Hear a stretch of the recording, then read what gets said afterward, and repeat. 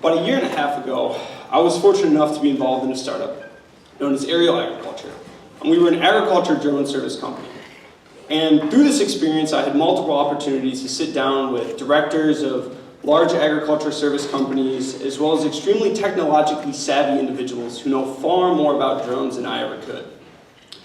And through these conversations, I've been able to develop a vision of where I see the drone market, in particular within the agriculture industry, and where I see that going. But today I challenge you to expand upon my vision of where I see it going, and challenge yourself and come to your own conclusions.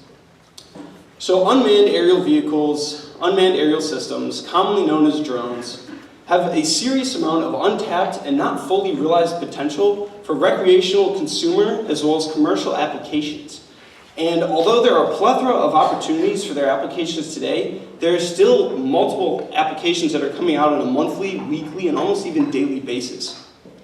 And although there are substantial opportunities, today I'm going to be focusing in the agriculture industry.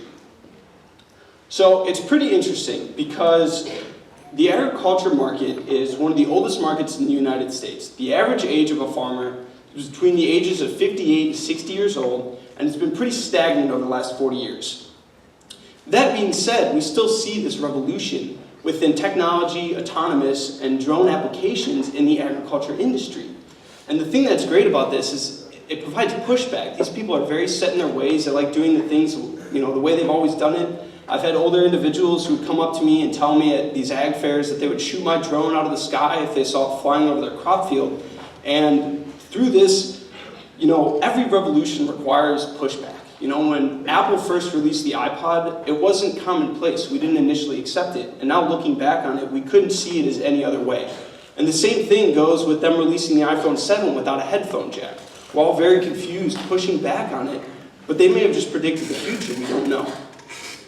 So within the agriculture drone market, there is a niche that is currently the most occupied, and that is in the implementation of precision agriculture strategies. And what I've shown you here is what's known as a normalized difference vegetation index map, which is basically a fancy word for crop health. And green, it's a red-green spectrum, the green representing crops which are generally much better in health, and the red are crops that are poor health. And although you see some issues with this map, it's about a year and a half old, this can be utilized to reduce input costs through applying 70% of fertilizer and nitrogen at areas that have much better crop health, or 120% at areas that need more attention. And implementing this strategy from the beginning of planting crops and their initial growth stages can drastically reduce the amount of input costs that you will be using, as well as increase the overall production. So now the question is, why drones? Because satellite had these same capabilities. This is a great normalized difference vegetation index map of the entire United States, and it was taken by a satellite. And the problem is, if you want to pinpoint an area on this map that's about 200 or even 2,000 acres, which is a substantially sized farm, you have to basically zoom in like it's a microscope, and you lose a lot of that accuracy. You'll be looking at a problem that you think is right here, but in actuality, the problem is all the way over here.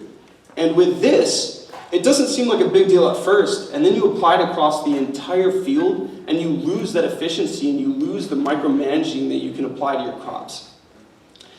So this is a more updated version of a normalized difference vegetation index map, and this was taken by a drone. And I love this image personally because you can see the individual lines of the crops that are imaged here, and this can be utilized for multiple implementation strategies such as tile line, deciding where your tile line is going to go, irrigation strategies, yield estimation, as well as estimating crop height. So beyond the precision agriculture strategies, there is a niche within the agriculture market known as high-value crops. And this is a cherry orchard up in northern Michigan, and over on the right you can see a vineyard. And this high-value crops consist of cherries, grapes, apples, peaches, things of the sort. And every single year, this niche of the market has substantial issues with pests, in particular birds. And they will lose upwards of 10 to 15% of their entire yields every single year, which basically renders their entire operation not profitable. And where I feel drones come into play is through using their technology in tandem with machine learning technology, which we were fortunate enough to hear about earlier, where you can recognize pests and other birds while they're coming into your field, and you can use drones as a real-time scarecrow to chase and ward off birds, which could save a substantial amount of crop.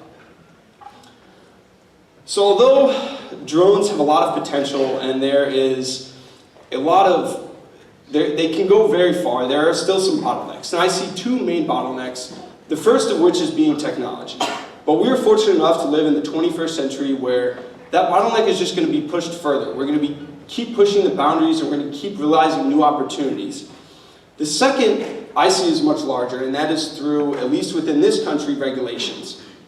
And currently, there are multiple regulations for both recreational as well as commercial applications of drones.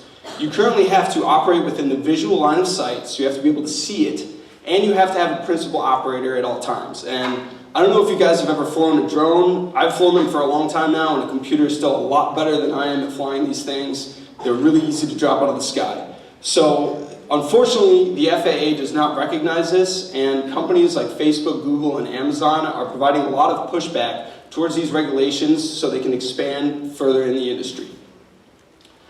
So now the question is, who cares? Why do you guys care? Drones are cool, agriculture is kind of cool, why does this matter? And it's pretty interesting because in 2014, the North American corn market, so just in North America, and just corn alone, lost 16.6% of their crops to inefficient strategies, which resulted in over $5 billion of revenue lost.